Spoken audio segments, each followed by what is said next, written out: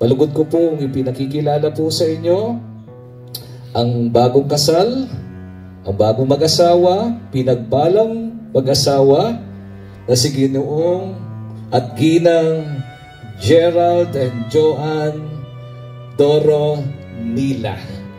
Yes! Mas malakas ho na palakpak! Ayan. Gerald, labo na. You may now kiss Ate Joanne. Oh. Tay, kailangan yata ang alalayan. Sige po, itaas mo na yung belo. Baka naman gusto mo si Joanne ang kumis sa'yo. Ayan, itaas. Kung pwede daw po. Kaya, ayusin nyo muna yan. Okay, Ate Joanne. Gerald, bibilang po ako ng 1 up to 1,000. Okay po, samahan niyo po ako magbilang ng 1 up to 1,000 bago po sila mag-kiss. Amen. 1, 2, 1,000. Kiss! Ikaw ang kumpas, ang Bible. Ito ho. Ito po ay hindi po simbolo lang. Ito po talaga ay literal na ang Biblia ay ang salita ng Diyos. Sabi ho sa Hebrews 4:12, ng salita ng Diyos ay buhay at mabisa o makapangyarihan. Gerald and Joanne, ito'y salita ng Diyos na kailangan hindi lang magagamit ngayong kasal ninyo. Hindi ito pang-display na ilalagay sa estante, maalikabukan, aagiwin, kundi kung ito'y salita ng Diyos, kung mahal ninyo ang Diyos, kailangan yung pagmamahal ninyo sa Kanyang salita. At ang salita ng Diyos, siyempre, ang dala niyan, buhay, kaligtasan, pagpapala, katotohanan, liwanag, pag-asa, kagalakan, at lahat ng mabubuting bagay ay nandito sa salita ng Diyos. Kailangan nyo itong hindi lamang basahin, pagbulay-bulayan, unawain, kundi higit sa lahat isabuhay. Ano man yung nakasaad dito na susulat ay salita ng Diyos, isabuhay ninyo habang kayo'y nabubuhay. Dahil kung wala ang Diyos, wala Kanyang mga salita, wala kayong magiging tunay na gabay o tanglaw sa inyong pagsasama na siyang tanging magbibigay ng katatagan, ng inspirasyon at lahat ng mga dakila, mga mabubuti, kamanghamanghang bagay, kompleto na ho ang Biblia. Kaya pahalagahan ninyo ang Kanyang mga salita habang kayo'y nabubuhay. Tanggapin nyo. God bless you. At syempre po, ang simbolo ho ng pagpapala. Syempre po, lahat po tayo pinagpapala ng Diyos. Pagmulat pa lang ho ng mga mata natin, sangkatutak na ho yung pagpapala. Kung talaga ho, titingnan ho natin ang kabutihan ng Diyos. Araw-araw bumubuhos ang biyaya, ang pagpapala ng Diyos. Siyempre po, sa kultura ho natin, karaniwan ho, sa babae po, di ho ba? Karaniwan, babae daw po yung nagmamanage po ng finances. Pero sa akin ho, wala naman hong batas na nakalagay sa Biblia o sa Republika ng Pilipinas na ang babae lang ang pwedeng humawak o mag-manage po ng finances o anuman pong pagpapala na tinatanggap po nila. Kung si Joanne po ay mabuting katiwala, mahusay mamahala o mag-manage, praise the Lord, wala hong problema kung sa kanya'y pagkakatiwala.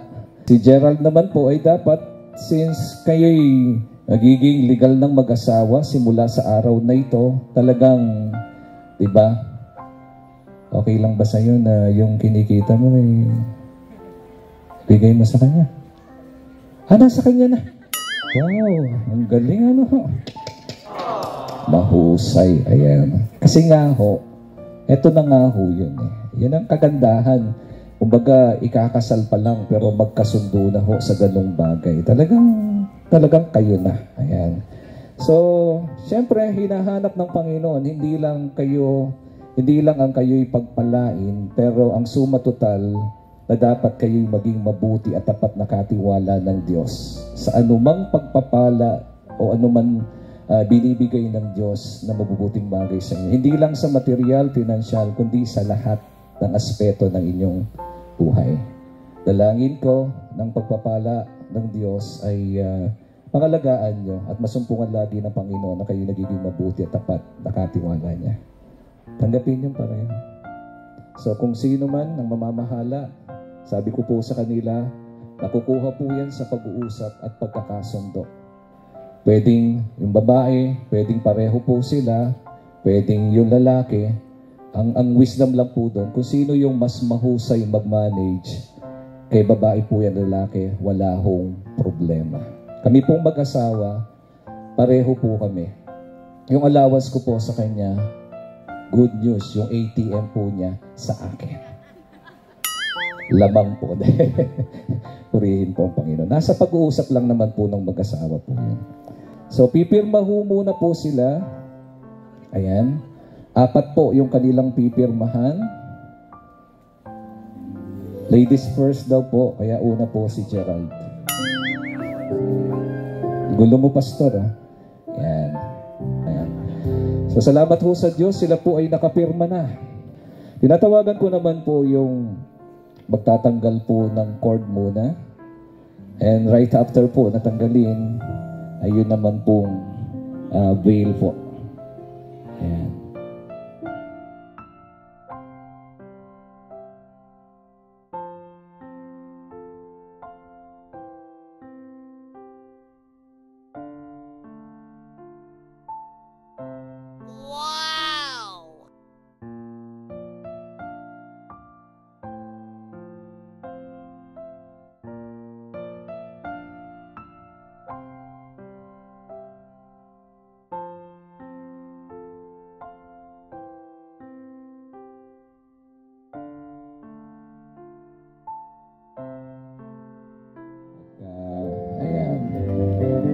Purihin po ang Panginoon at muli ho nating palakpakan ang ating Diyos na buhay.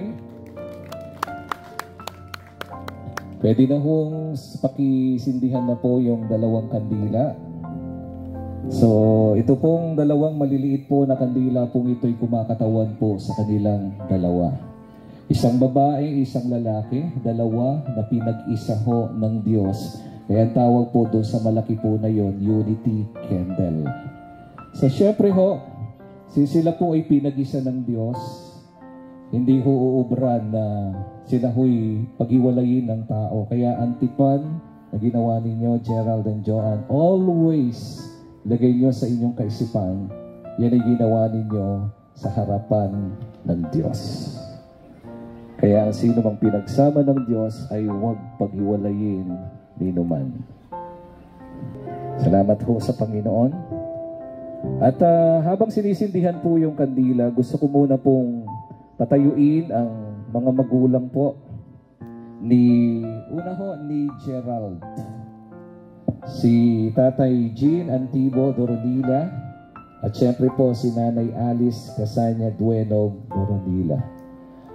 At ang mga magulang din po ni Ate Joanne, si Tito Jose de Vera Villanueva, at si Tita Engracia David Manalastas Villanueva. Pwede ho bang palakpakan ho natin ang mga magulang po na ikinakasal?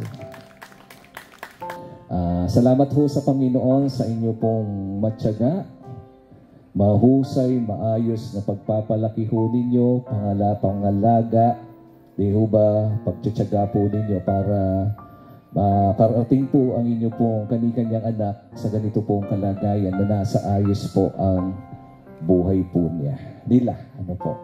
At syempre, hindi po madali ang maging nanay at tatay. Maraming sakripisyo, maraming paghihirap, marami po syempre yung mga bagay na ginawa po ninyo na alam po namin na hindi ho magagawa basta-basta ng isang tao kung wala ho yung pagmamahal po ninyo sa inyong kani-kanyang anak. Tatay Jean, Nanay Alice, Tito Jose and Tita Engracia, purihin po ang Panginoon sa inyo pong buhay. Alam ko po, naunawaan nyo naman na iba yung sabihin na ho natin, magiging yung pakikitungo po ninyo sa kanila nung sila po ay siyempre pag single pa. Na may malaki na pong kaibahan and I believe po na mas may karanasan po kayo kaysa ho sa akin. na syempre pag may asawa na, iba na ho yung magiging papel po ninyo sa kanila. Kuminsan ho kasi may mga magulang na napakababait, sobra hong bait. Simula pagkabata hanggang may asawa na, may apo na, gusto nila, sila pa ho ang sumagot ng lahat-lahat. Kahit may asawa na, may apo na, sagot po natin ang lahat, sigurado po magiging responsable po sila. Pero I believe po, sa kanilang mga magulang, naunawaan na po nila at alam na po nila kung ano po yung dapat po nilang gawin para sa bagong kasal pong ito na si Gerald at si Joanne. At maraming salamat po sa inyo pong buhay. Pagpalain po kayo ng Diyos. Palakpakan ho natin minsan pa. Pwede na ho kayong makaupo. At nire-request ko naman po ngayon ang mga nagagwapuhan, nagagandahang mga principal sponsors na pwede naman ho kayo po ay tumayo. Ayan. At gusto po naming, gusto ko pong sabihin po sa inyo, binabati ko po kayo, and I believe na isang karangalan, isang pribilehiyo na kayo po ay mapabilang sa mga pinili ng inyong mga inaanak o ng inyong mga kumpare para mahirang o mapili po kayo kakatawan bilang pangalawang magulang po ni Gerald at Joanne. Ibig pong sabihin, habang kayo po ay nabubuhay at ang inyong mga inaanak, kayo po ay nandyan, tatay yung pangalawang tatay at pangalawang nanay po para sa kanila. At syempre po, napakaganda na ipapakita po ninyo sa kanila yung magandang modelo ng pagsasama sa inyong kani-kanyang asawa, yung pagpapamilya po ninyo para meron po silang maging magandang halimbawa habang sila'y nabubuhay. Nangangahulugan po yan, habang kayo po'y nabubuhay, konektado po kayo sa kanila. At Gerald and Joanne, matuwa kayo dahil hindi na dalawa lang ang tatay at nanay nyo, kundi kasama na yung mga ninong at ninang ninyo bilang itinuturing nyong mga magulang. Palapakan po natin ang mga ninong at ninang po. At salamat po, pwede na po kayong makaupo. Sa mga secondary sponsors po, pwedeng kayo naman ho ang tumayo. Mga abay po. Ayan. Maaring kayo'y kabilang sa kapamilya, kaibigan, posibleng kaklase, o ano man yung koneksyon ninyo sa isa't isa. Salamat na nandiyan kayo, laging nakaantabay kay Gerald at Joanne. Ayan, lapit kayo nak dito sa Unity Candle. Ayan ho.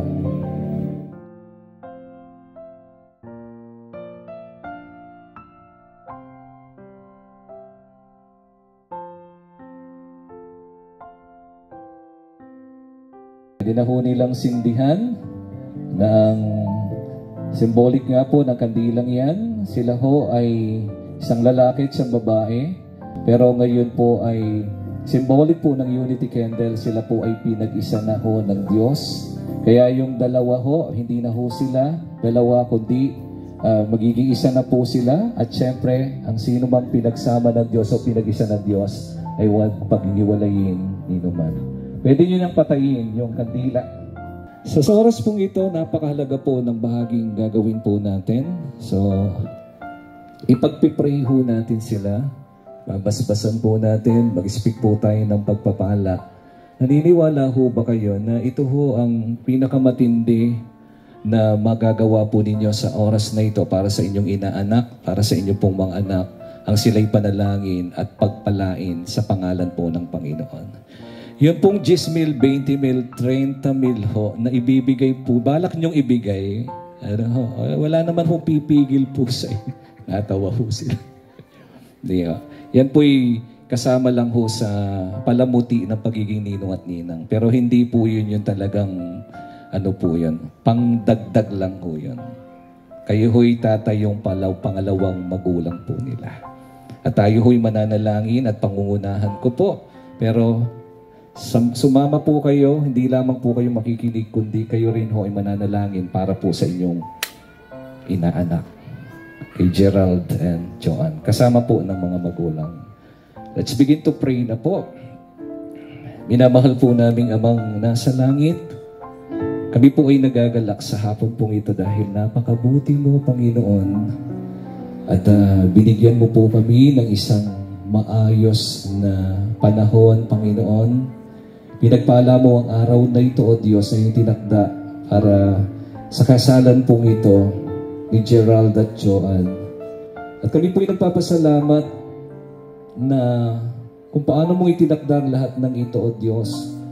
Ikaw nagbigay ng kaisan, katagumpayan sa lahat po ng mga preparations, Panginoon, pagpaplano na ginawa sa mga tao, Panginoon, na naging kabahagi po nito. Una po sa mga magulang, mga kapamilya, mga ninong at ninang, mga lahat na po ng bumubuo ng kasalan, sa lahat pa po ng kabahagi po na mga tao, mga kaibigan, kapamilya, o sino man po na makakasama sa araw na ito sa special celebration pong ito. Purihin ka aming dakilang Diyos, ikaw lamang ang tanging maparangalan sa bawat isa. Inadalain ko po si Gerald at si Joanne, Panginoon. Aming hiling sa iyong makapangyarihang pangalan kung paanong ikaw ang nagtakda na sila'y buklawin mo bilang mag-asawa. Ang kanilang pagsasama, Panginoon, ay manatiling matatag, masaya, Panginoon, nakalulugod sa iyo, Panginoon, pinagpala, O Diyos.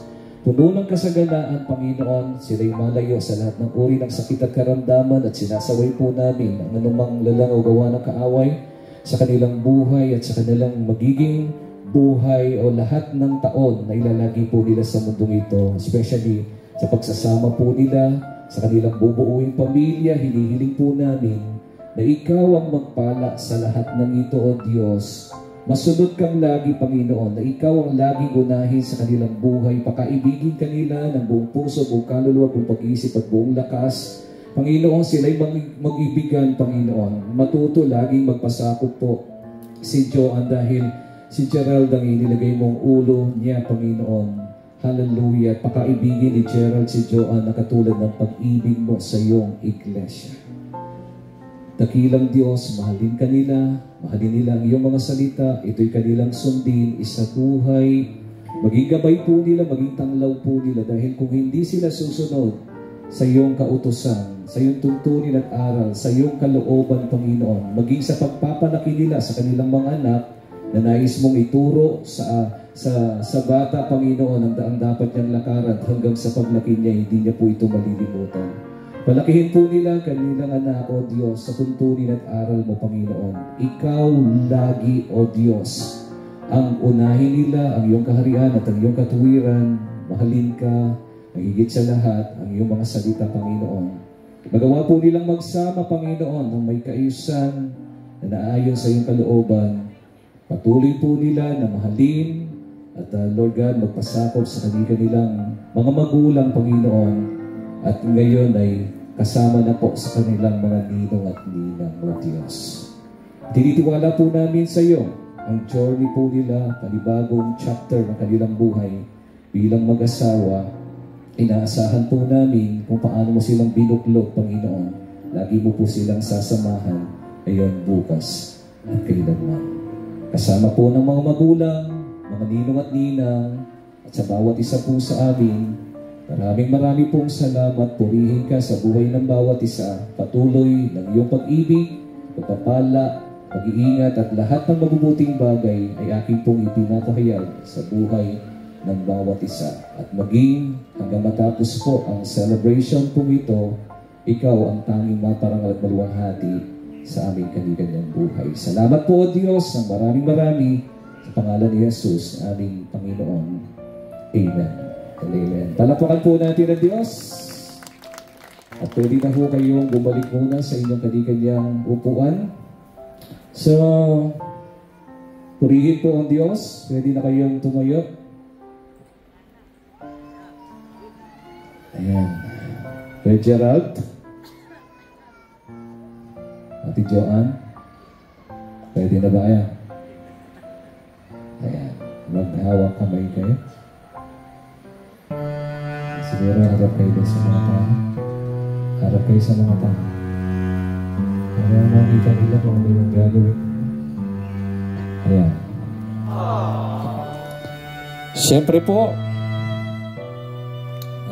sa mga magulang kapatid, na naririto, brothers and sisters, ladies and gentlemen, malugod ko pong pinapahayag na si Gerald Buenog Doronila at Joan Manalastas Villanueva ay ganap na pong mag-asawa. Yes! Praise the Lord. Malapit nang matapos at mangyari ang pinakahihintay. Di naman po siguro mahihiyatay si pakialalayan po si Gerald kung mahihiya po sa gagawin po ito. Pero sa tingin ko po, di naman po siya mahihiyain eh. Siguro tinago lang po niya talaga yung totoo niyang pagkatao. Hinintay lang po si Joan. Ayan. At syempre po, hindi ko na po patatagalin. At alam ko po, ito po yung isa sa pinakahihintay po ninyo. Syempre po, sa kapangyarihan po na binibigay ho sa akin ng Jesus the Lord of Lords, Victorious Church International at ng Republika ng Pilipinas. Malugod ko po ipinakikilala po sa inyo ang bagong kasal, ang bagong mag-asawa, pinagbalang mag-asawa na si Ginoong at Ginang Gerald and Joan Doronila. Yes! Mas malakas ho na palakpak! Ayan. Gerald, saan mo na? You may now kiss Ate Joan. Oh. Tay, kailangan yata ang alalayan. Sige po, itaas mo na yung belo. Baka naman gusto mo si Joan ang kumis sa'yo. Ayan, itaas. At kung pwede daw ko. Kaya ayusin nyo muna yan. Okay, Ate Joan. Gerald, bibilang po ako ng 1 up to 1,000. Okay po, samahan niyo po ako magbilang ng 1 up to 1,000 bago po sila mag-kiss. Amen. 1, 2, 1,000. Kiss! Ikaw ang kumpas pag naliligaw. Ikaw ang kulay sa lahat. Akala ko ba mahihain ka? Pero parang naramdaman niyo po ba yung unang kiss? Hindi. Ulit daw kasi nawala yata ng film yung ano. Sige, ulit daw. Ayan. 1, 2, 1,000. Kiss! Ikaw ang kumpas pag naliligaw. Okay. So, ako na ang unang babati sa inyo. Congratulations at pagpalain lagi kayo ng Panginoon. Nandito lang lagi si Pastor. Kung may kailangan kayo, basta wag lang sa usaping pera. Nandito lang. God bless you. God bless you po. Sige po, God bless us all po and to God be all the glory. Mabuhay po ang bagong kasal na si Ginoo at Ginang Gerald and Joan Doronila. To God be all the glory. So bahala na po ang ating hong photographer, videographer at ating pong MC kung paano po yung pagkakasunod-sunod ng picture taking po. Ito po yung nag-iisa ko pong asawa. Pasensya na ho.